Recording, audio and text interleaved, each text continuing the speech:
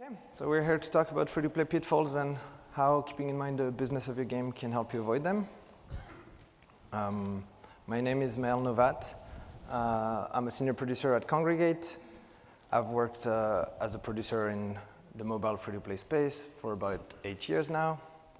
I've worked on different games at different stages of production. Some of these games you can see here. And now I work as a senior producer for Congregate. For those who don't know Congregate, Congregate is a publisher and a platform for games. We just released in open beta our new PC gaming platform called Cartridge.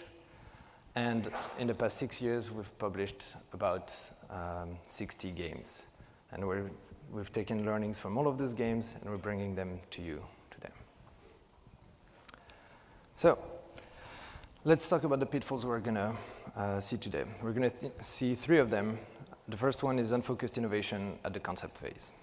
The second one is trying to catch up with your players and getting locked in a content treadmill when you're running live ops. And the last is turning players when not growing your game with them. To talk about that, we'll first talk about how to calculate revenue, which will help us start on a good foundation for what the business of the game looks like. And I'll give some benchmarks from our portfolio to help anchor those points. So, making game is a business. So we're going to talk a little bit about accounting, math, and that sort of stuff.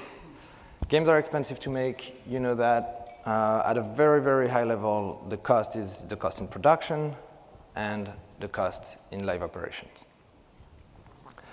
That can be, again, at a very high level, summed up as your burn rate times your timeline.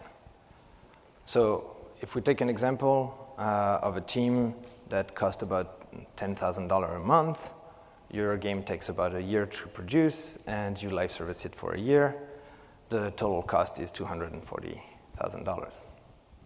So cost is fairly easy, and we all know it. But revenue is another story. So how much money does a game make?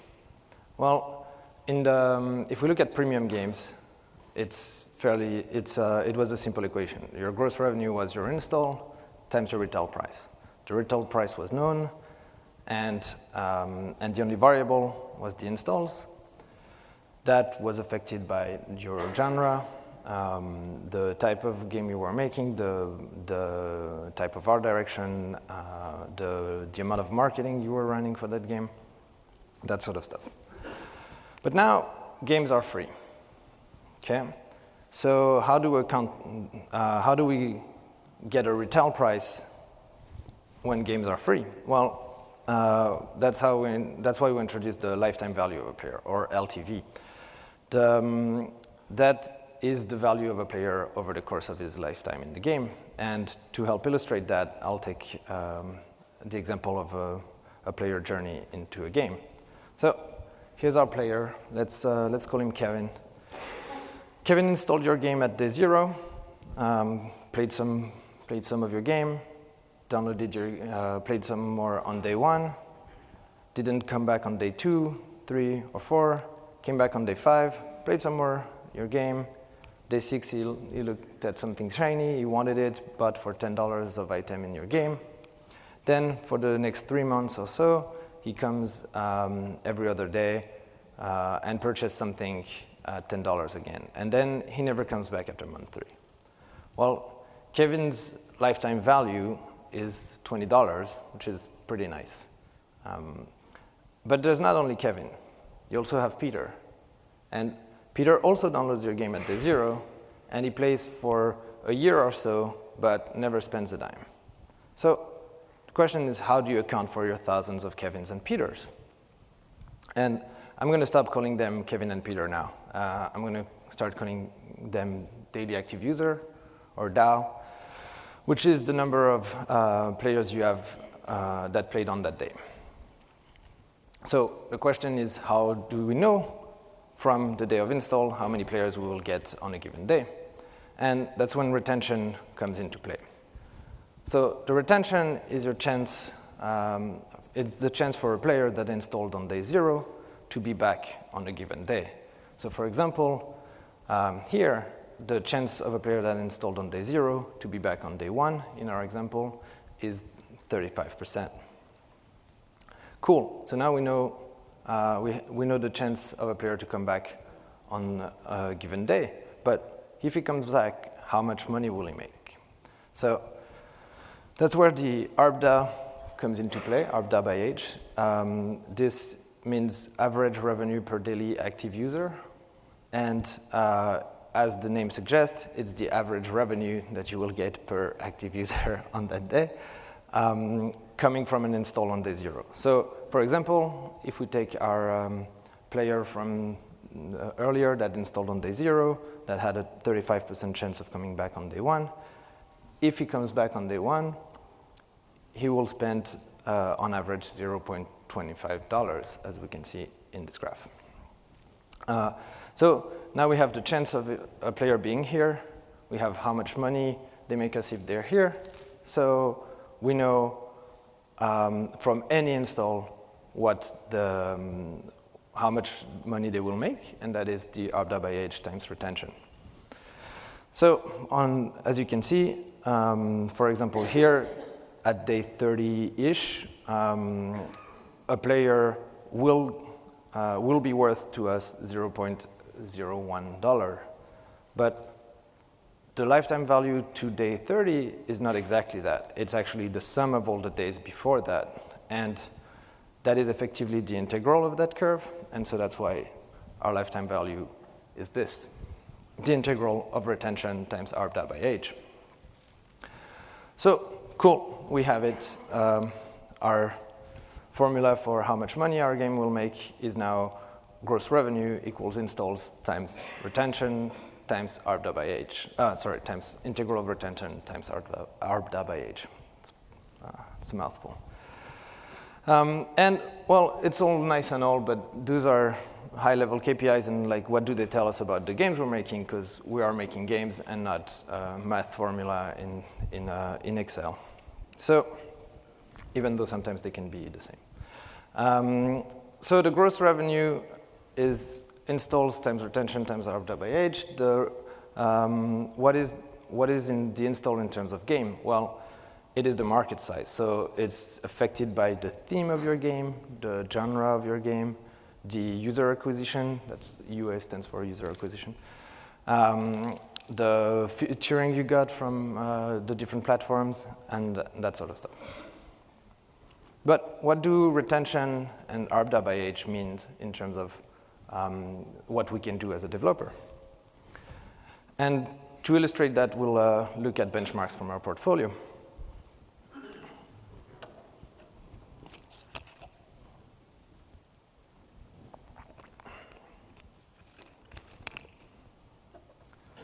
So we got three main genres in our portfolio. The idle games, hardcore games, and mid-core games. The numbers that I'm going to share now are averages of those genres in our portfolio and can help us give some anchoring to the formula we saw before. So if we look at the early retention first, up to day 30, what do we see? Well, we see clearly idle being on top of that trend with day 1 close to 50%. While mid-core and hardcore have a day 1 closer to 30%. And that trend, the distance between the curves tend to be smaller once you get to day 30, where they all sit around 5%.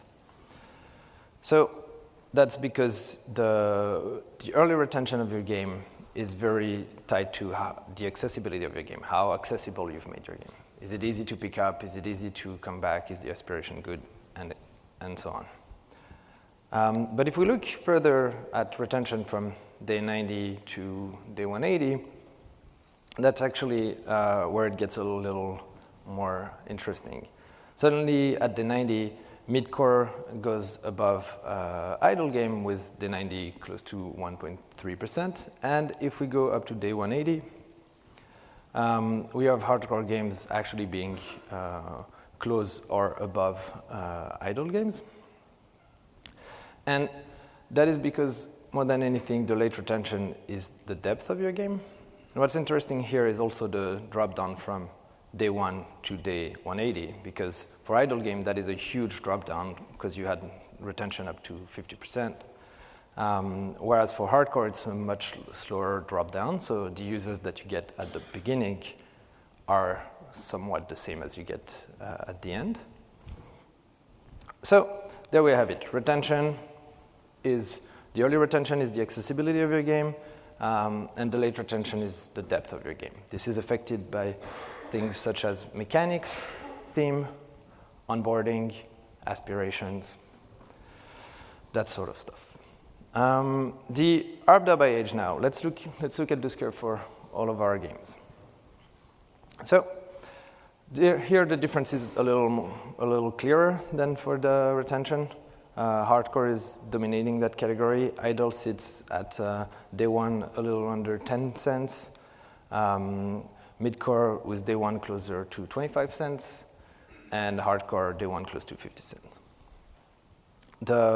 For both midcore and hardcore, the shape of the curve is somewhat the same. At day 365, you get about 2.5x your day 1. It's a growing curve.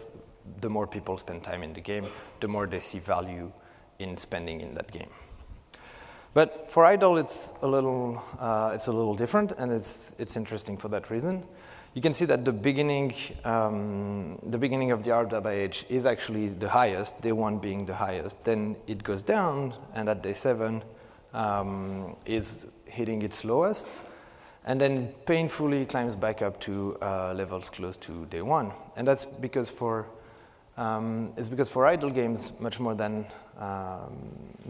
other types of games, the purchase is an impulse buy, and so you get people purchasing early in the game and then either turning out or not seeing the interest of buying again. And so that gives us our ARPDA by age being more or less the depth of spend of our game. And now, if we look at some lifetime value for the different genres, there we have it. For hardcore games, we're close to $5. For midcore, about $2.83, and idle games about $1.2.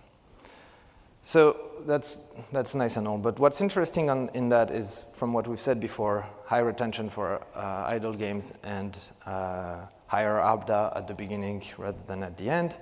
That creates a very different type of curve, right? So for idle game, you hit 75% of your lifetime value around day 90, versus for the other genres, it is closer to day 180. So that has an impact on a few different things that I will not go into too much details here, but when you think about your cash flow, that means that you will see your money sooner with an idle game. If you're running user acquisition, you will get the payback on that user acquisition faster. And overall, that means that you're not as tied to your user for that long of a period of time. So there we have it, ARPDA by age, depth of spend. It's affected by things like mechanics, core loop, feature set, and content. And that's your gross revenue, so that's how much your game make, but that's not how much you make. How much you make is your net revenue, which is your installs times your integral of retention times ARPDA by age minus your burn rate times your timeline. And that gives us more or less our 4 levers for how to impact our game. So we can change the installs by increasing the size of the market. We can improve the accessibility and depth of the game to change the retention. We can increase the depth of the monetization to increase the ARPDA. And we can decrease the cost of production and live ops to increase the cheapness, which is reducing the cost of your game.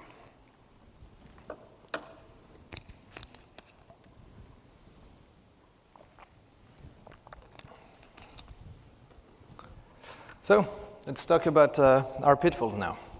First one being unfocused innovation at the production phase, or how I like to call it, the dragon fruit problem. It's basically the idea that with markets being more and more crowded, with a lot of the games being the same, and you're trying to make a difference to get installs and finding people to play your game. And sometimes we get a little carried away and want to innovate on everything. And we make, in this market of green apple, we make a dragon fruit. And to illustrate that, I will talk about Battle Hand Heroes, a game that we worked on with a studio called Another Place Production. It was a hero collector slash card collector game set in a sort of fantasy hero universe. It was the sequel to Battle Hand 1, which was sort of the same type of game, but set in a heroic fantasy, super high production value, got Apple's editor's choice, got decent number of installs. That was their green apple, and they wanted to improve upon that. So if we look at the game in terms of the levers we saw earlier, this was our baseline. We had a lot of installs from featuring, from the high production value, the fact that we had very good relationship with platform on that game and everything. The second step was early retention, which was pretty good because people bought into the theme and the simplicity of the mechanics. Late retention was a little less, was not as good basically because of some mechanics fell a little short. The ARPDA was the weakest metric that we had, and the cheapness was very low because that high production value made us have to work a lot to produce content and get to the game where it was. So we wanted to improve upon that baseline. So the first change we thought about was like, okay, let's target installs and lift that by changing the theme of the game. So for that, we took that classic heroic fantasy genre and we wanted to apply the superhero theme onto that.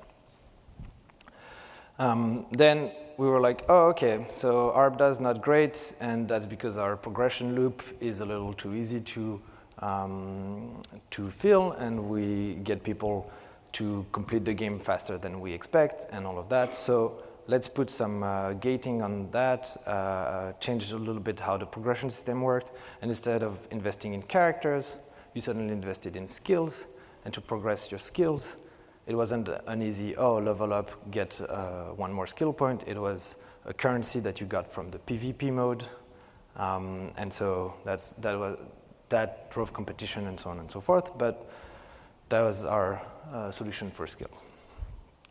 And now for the last one, we wanted to improve on the cost side, and we reduced the number of characters that were available from how many that is to 5. Now, let's look at the expected impact and risk of each of those changes individually. The first one, granted the theme works, was supposed to lift installs. So that was our expectations, an improvement on installs. On retention, we would probably see a similar lift because granted the theme works, people will naturally want to spend more time in your game early on because they got there for the superheroes and now they want to see more of them. The late retention would probably go down a little, and that's mostly because when casting a wider net, you have a chance to attract users that are not exactly qualified for your game, and so they will drop out of the game. And that's kind of what we saw in the idle curve earlier, with very high day 1 retention and lower day 180 retention. The ARPDA would probably stay unchanged, and cost-wise, since we can't really reuse any assets from before, it gets more expensive. Now, let's look at the second one, characters and skills. So this was supposed to lift the ARPDA. It's a little more under the hood, so probably won't affect our installs, and stay there. For the early retention, because it's not as easy to get as a mechanic and you don't get progression as fast as with the, oh, you level up, you get a skill, it was probably going to drive early retention down a bunch. The late retention on the other side would probably go up because you extend the lifetime of your content and you get people to compete for that, and your more engaged users have more meat to their game. ARPDA would go up significantly. Granted, it works because that's what we targeted with that. So suddenly, instead of just being able to play the game and get progress, you needed to engage with the PvP, and engaging with the PvP means that you have to fight other players and so bid to get your progress. And because we changed the focus of live operations on giving people more skills rather than giving them more characters, we save on cost there because we don't have to build entire models, animations, and VFX for that, and just like a few things and a lot of numbers in Excel. Finally, the number of heroes, cutting that down by a lot, will change our production cost dramatically and make it much cheaper to produce.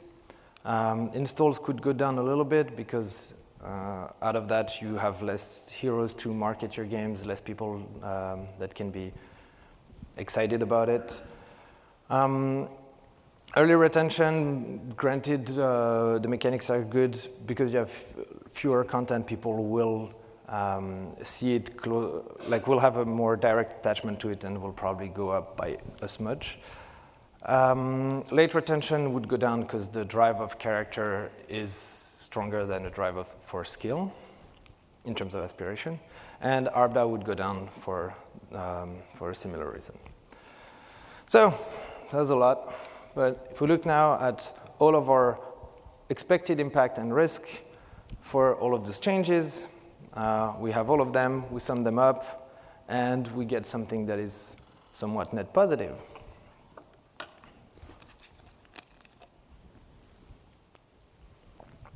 Our installs go up, our retention is unchanged, our ARPDA should go up by a lot, and cost should go down. So that is pretty good. So that was our expectation, and that was the reality. And that's because we thought that all of those changes were additive, and that was a disguised apple, when in fact they're more multiplicative, and that was a dragon fruit. And all of our changes resulted in being super far off our expectations. So the lesson that I want to drive home here is keep your innovation focused. I'm going to take another example now with animation throwdown. We're going to go through the same process of looking at the 4 levers that we have, taking one of them, changing it with a specific change, then look at the impact risk of it and see what it does. So animation throwdown. Game we made with a company called Synapse. That company came out of Tyrant Unleashed, which was a hardcore sci-fi card collecting game. That was their green apple. For those who don't know, sci-fi is a genre that does not appeal to a lot of users, and so your installs will look something like that, as opposed to Battle-Hand heroic fantasy that had way more. So this game had very low installs mostly because of the theme and the fact that it was a pretty hardcore looking game. The early retention was pretty low for the same reason, and we saw how hardcore game performed earlier in the benchmarks.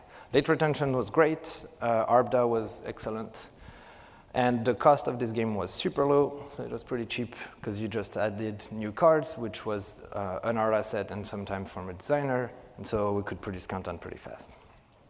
So the main thing we wanted to change here was changing the installs, and to do that, we, instead of relying on the sci-fi, we relied on working with an IP. And I say one IP, but it's more like 5 IPs. And so if we look at the expectations of making a game with those 5 IPs, well, install-wise, that was our goal. We were like, okay, we're taking a super niche theme, and we're changing it for 5 of the most popular cartoon on TVs. And so we're expecting to see installs go up by a lot. Early retention similarly would go up a little bit because of the fact that the characters that you have, the show, all of that has real world value to players coming in the game and not just game value. Then late retention, as we said, casting a wider net, that would probably go down a little because of that. ARPDAU would go down for the same reason. You get so many more DAOs that your average revenue per DAO would go down. And cost-wise, it would probably be much more expensive because suddenly instead of making your own little asset in your corner, you have to work with 5 different IP holders, make sure everything is okay with them. You got minimum guarantees, you got revenue share. So overall cost gets inflated out of working with IPs. And so that was our expectation. And that was reality. And if you couldn't tell the difference, it's because there was not a lot of difference. It's a little better early retention than we expected, and cost was a little higher than we expected. And if you're interested in how complicated working with 5 IPs can get, there's a talk by Katrina and Peter from Congregate about working with that and that relationship from last year that you can check on the Vault. Cross promo. So keep your innovation focused. Don't innovate on everything. Keep in mind the 4 levers you can move. Target one with one specific change and do a decent impact risk analysis.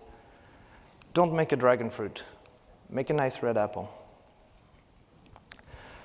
I will talk now about the content treadmill, that second pitfall.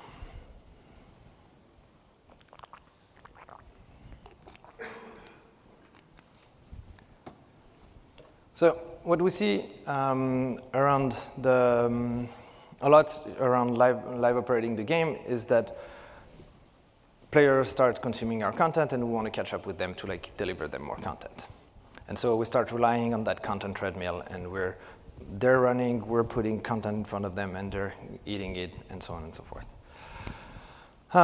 So let's take the example of Adventure Communist to illustrate that. Adventure Communist is the spiritual sequel of Adventure Capitalist, a game made by HyperApo Games. In Adventure Capitalist, for those who don't know, it's a game where you watch progress bars make money for you. And they took a departure from that with Adventure Communist, since they decided to make a game about progress bars that you watch that make potatoes. So that's the big difference here. But if we get in a little more details of why these games are different, in Adventure Capitalist, your main aspiration is getting rich, and that's the core of why you play the game. So how do you get rich in Adventure Capitalist? You buy a generator, that generator generates cash, then by making cash, you can reinvest that cash in buying more generators, and that's basically your loop. Very classic idle game loop. You buy more of the same over and over again. And then there's another mechanic on top of that, which is called the prestige, which is essentially a reset of the game in exchange of a huge multiplier to everything that you've invested in. And you can do that prestige at mostly any time. You can strategize when to do it to make it more worth your while. And so this mechanic is soft-gated with time. You can do it at any point, but there's an optimum for you to do it. If we look at Adventure Communist, it's a little different. The main aspiration of Adventure Communist is you want to be the glorious leader of your communist country, and so you want to rank up the ranks of that country. And so to rank up, well, you buy a generator. That generator makes potatoes. That allows you to buy more generators. But that doesn't make you rank up. To rank up, you need to reset all of your progress, but this time you can't reset at any point. You have to reset after you've completed objectives. Those objectives are tasks such as, get 1 billion potatoes, buy 1,000 farmers to make more potatoes. And once you've completed those, you progress towards your rank. Once you've completed the given number of tasks, you can rank up. So effectively, the game is tied to the rank in a way that is much more, that is a hard gating compared to Adventure Capitalist. And so if you don't have ranks, if you don't have objectives, well, you don't have ranking up, so your gate is broken, so your core loop is broken, and so your players can't play your game. And so you're very directly tying your attention, your ARPDA by age, to your content. And if we look at every chart that we've looked at so far, we've always talked about the relationship with time. So it was like, oh, a player installs the game, and then time passes. Oh, they're day 1, day 2, and so on and so forth.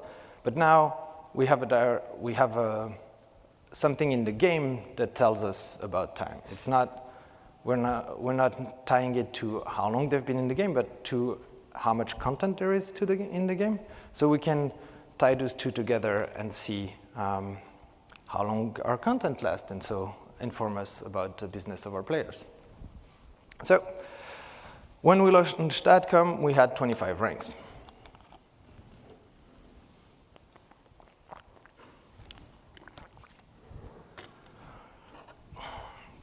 And the average time for a player to complete that content was 30 days. And for us, it takes about 1.5 days to make a rank past rank 25. So, 30 days to eat the content. We can produce more content and put it in front of them as they walk, and we can keep our players and keep them engaged and active in the game. But if we look at our top 50 spenders, 50% spenders, the average time to complete the content is 15 days. That's a lot faster, but it's still manageable, right? We can pump out content, and maybe we'll lose some of them, and that'll be fine. But if we look at the top 1% of our spenders, the average time to complete the content is 6 days, and that doesn't work out as much as we thought. So, point here, player will consume your content way faster than you expect. The caveat for Adventure Communist and idle games in general is, since we saw earlier that both the ARPDA early and the retention being higher means that the payback for the LTV is earlier, like we said, and so that allowed us to buy users profitably very quickly, even though we didn't have that much content, and we kind of reversed that content treadmill into inputting users in that content while we were building the bridge on the other side, and now we've reached a point where we have enough content to get player through that hump. And so Adventure Communist is now shaping up to be one of our biggest hits. So it's not because there's a pitfall that the game is doomed. I just wanted to point that out. So players consume your content way too fast, and it's horrible. It's gross. So how can we pace content better?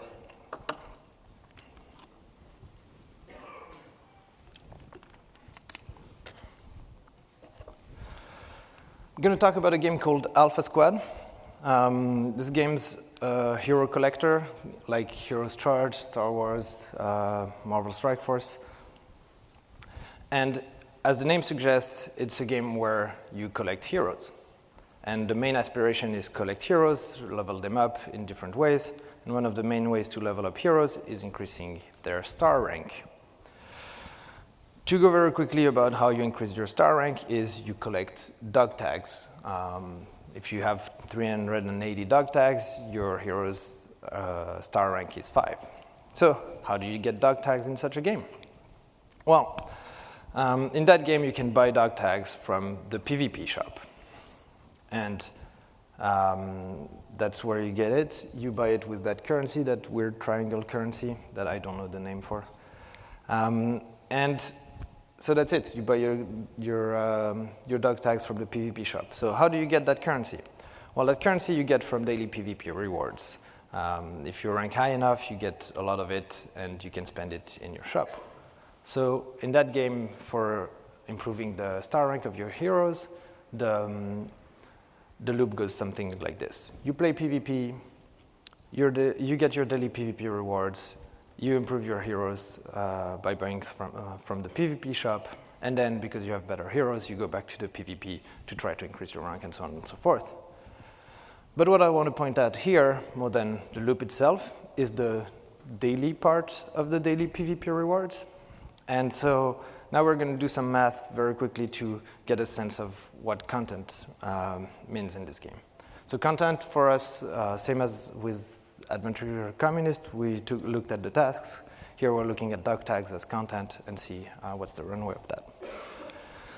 So getting 5 dog tags is about 510 of that triangle currency, because you need 500 to buy it, then 10 to refresh the store and buy it again. You get, if you're first of the PvP rank, you get 900 of that currency daily.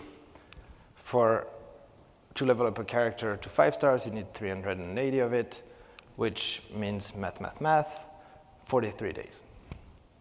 So regardless of your spending level, you will need 43 days to max out a hero.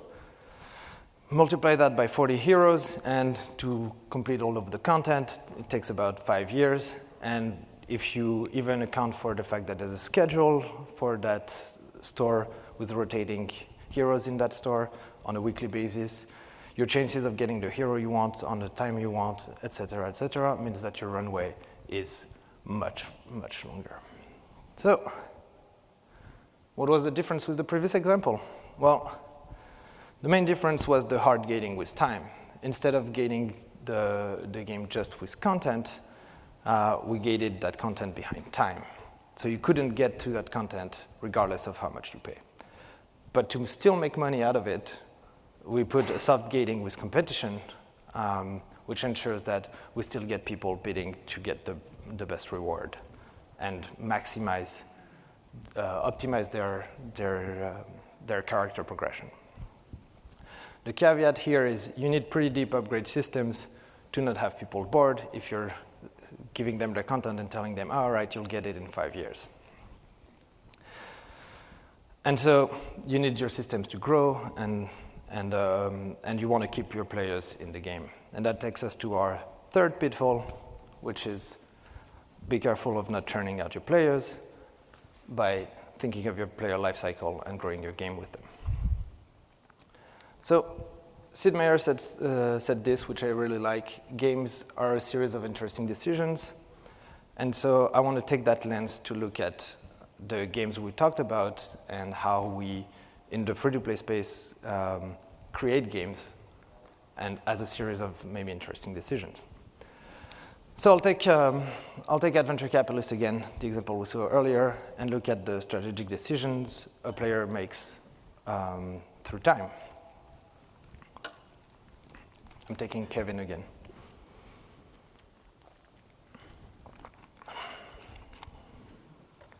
So when you start playing the game, you start by choosing what venture or generator to purchase, and that choice is a strategic decision because there's a few of them. They have different payout, different costs. They take longer or shorter to give you their payout, and so there's some amount of strategy in this. Then, day 2, you start to be able to purchase upgrades, and so your second strategic decision is, do I save my money to purchase that next upgrade, or do I invest it in more generators? Do I invest it in ranking up those generators? And so you have this sort of nice play in like strategy and how you invest the money you make. By day 7, you get the prestige loop that we talked about earlier, and so that plays nicely with the rest because suddenly you're like, oh, should I prestige now? The bonus that I get now, will it get me through the hump that I'm seeing in progression, and so on and so forth. So it plays nicely with the other 2 decisions of how you optimize your cash. But then if we look at day 30, day 90, day 180, well, it's the same. It's you just make the same decisions over and over and over again. And so if you look at a game like this, you're like, why are we not growing the game past that point? And it's usually because we're stuck in, as developers, we're stuck in this role in live operation between fireman and factory managers. So suddenly we have to make sure that our game run, our players can play, and that sort of stuff. And so we really need we really need a lot of our effort and attention onto that. And on top of that, we saw that they consume our content super fast, so we're always trying to manage that aspect by like creating more content for them. And if we look at the LTV from before, we saw that basically after the 90, on idle games, it's 25% of your user value. But on the other genre, it's 40% or more, because here we look at LTV for 1 year, but if you look at games that last longer than that, then your LTV can grow even further. So we make games that last, we calculate our LTVs on a year, but the games that we looked at, the strategic decision basically stop evolving after day 7 or day 30. So who's our player after day 90 that we're not taking care of? So if we look at some engagement metrics for casual games, we have, in general, session lengths of 10 minutes, 3 times per day. Over 90 days, that's about 45 hours of play.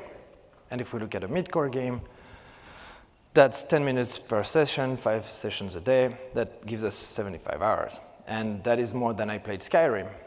So even though it's a free-to-play game, mid-core, they've actually played more than some hardcore games. So who's your player 90 days in? Well, it starts out as what I call a noob, which is a player that you have to hold their hand. They don't really make strategic decisions at that point. They more or less follow what you tell them to do. And so you got to point them out. By the end of that phase, they become aficionados, and they can strategize their play, but you have to have very short feedback loops for that. So you make them do actions that they strategize, and they see the result either immediately or maybe the day after, but not too far after that. But once you go past that, you get your master players, and those they end up knowing the game better than you do, some of them, and they can make very complex strategic decisions. They can have very, very long feedback loops on those, so they can strategize their play for like the next month or so. And that applies for idle, hardcore, mid-core games, but it also applies to some extent to games like Candy Crush. If you look at a level 3 in Candy Crush and level a few thousand something, I had actually to Google what is in this game, because I have no idea what those 8 hazards are. So you have this one, for example, that is a lock that you have to match 4 of this key to unlock, and yet the person playing that is still my mom. So think of your retention funnel and your players in that retention funnel, and think of your game complexity as an inverted funnel for that. So the beginning, you hold their hands, then you show variety, then you show depth. I'm going to take the example of Realm Grinder and do the same journey, player journey, to see how those decisions can evolve.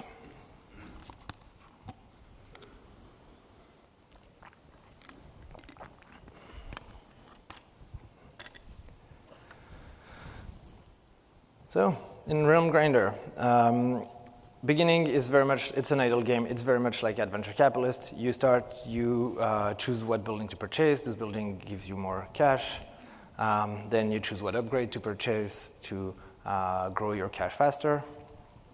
And then by day 7, you can prestige. That adds to that loop. But the difference is that by day 30, you get another mechanic.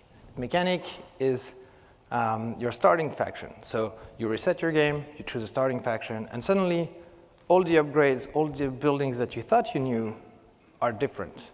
So you've got 6 different ways of building the same game. So suddenly every decision that you used to be able to take very quickly becomes strategic decisions again. After that, it gets even more complicated. They add a second prestige loop, which is basically you prestige your prestige, meaning that things get a little wacky here. And you can choose a sub-faction for all of your faction, which suddenly means that you don't have a choice of 6 factions, but you've got a choice of 6 times 4 times the reincarnations. It gets a little complicated. And by day 180, they introduced that new concept, which is a new faction where you can take any skill, any upgrade from any other faction that you've played with and build your own faction. So suddenly, it gets like this. The number of combinations you get for the number of different decisions you can make for that game are basically you choose 12 skills out of the 30 available in whatever order you want. And that is about 86 million possibilities. But if you add just one skill to that, if you just say, oh, I'm a developer, I'm going to add a skill to that skill tree and like let people put it anywhere, suddenly it's 141 million decisions to make. So the complexity and what it looks like to play Realm Grinder at day 180 is actually this. This is the wiki, the fan-made wiki of build orders for that faction at different reincarnation level, which is the second prestige loop. Anyways, it gets very, very complicated. And if you're interested in playing a game for a few years and you have that time to lose, then I recommend Realm Grinder. Anyways, keep in mind the inverted funnel of retention and complexity. We're running low on time, so I'm going to go very fast for the next few slides. Other ways you can increase that complexity is player-generated content, may it be Super Mario Maker. It helps also with the content treadmill thing. You can think of player-generated content as also decisions. So in chess, for example, the other player making a move changes every decision that you were considering, and so playing twice the same game with the same person is interesting twice, or a million times. And finally, social endgames, because what is more complex to optimize than social interactions, and that's why on top of the social link that you get from that, you see a lot of games with social collaboration competition as an endgame. So, in conclusion, your goal is to maximize your cash flow to continue servicing your game. Remember to take into account all of those levers and other costs, such as user acquisition that I've not talked about at all, but it's a pretty big one. And to do that, you can minimize the risk by keeping your innovation focused, pacing your content, and growing the strategic depth of your game. Thank you.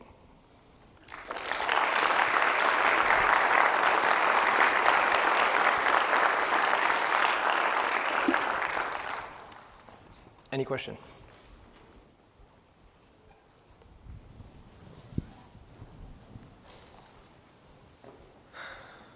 Would you consider the move from install-only purchases to free-to-play a unfocused innovation then? Sorry? Would you have considered the movement from paying at the start of playing the game to free-to-play model a unfocused innovation? That's an interesting question. I think it's not an innovation in terms of, I don't think it's anyone's decision that the market changed like this. And so I don't think you can pinpoint it to like someone said, oh, we're going to make free-to-play now, and this is going to be the next thing for the years to come. I would probably look at it more as as a transition in business models or like political movement as well. Thanks.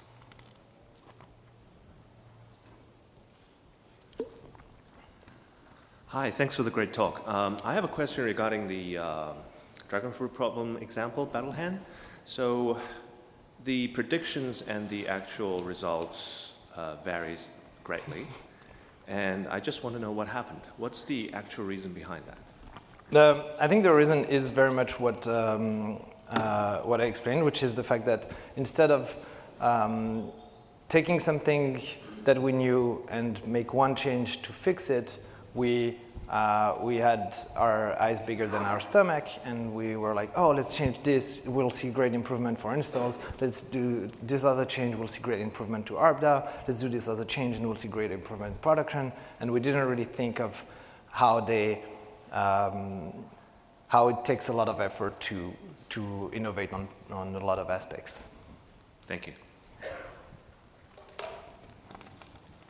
Yeah, hello? Yep. I'm over here. What percentage of your revenue come from advertising rather than in-app purchases? So it depends on the game genre, and in the curves that I've shared, it's true, that's a caveat, it was only IAP purchases. For idle games, we see something around 30% to 40% depending on the game, and for the other genre, it's closer to 15-20%. One more question. Yep. How many of your players, I assume you have a purchase where you can turn off the advertisements. How many of your players take advantage of that? We actually don't offer that price point because we usually, if your ad integration is well done, you don't really need that placement because ads can be part of the game as well. So for example, in an idle game, the fact that you're watching an ad is part of the game in the sense that you're waiting regardless for your game to generate more money. So you're kind of watching TV while playing the game. And if we remove that ad point, even if we give the bonus to players, they're actually less engaged with the game and spend less time in it. So we've stopped doing that for idle games, for example. Thank you. Thank you.